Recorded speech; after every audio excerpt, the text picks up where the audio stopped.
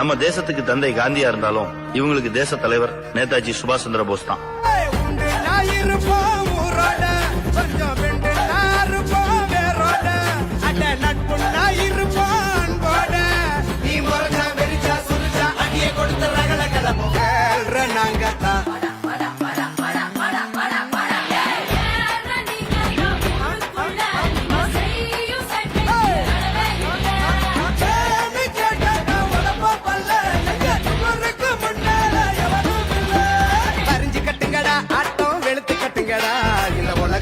பணங்களும் மயங்களும் பொறி தெரிக்கணுண்டா ஒரு இல்லாம கொடி பறக்கணுண்டா நம்மள வெறுத்தவன் அரளணும் மிரளணும்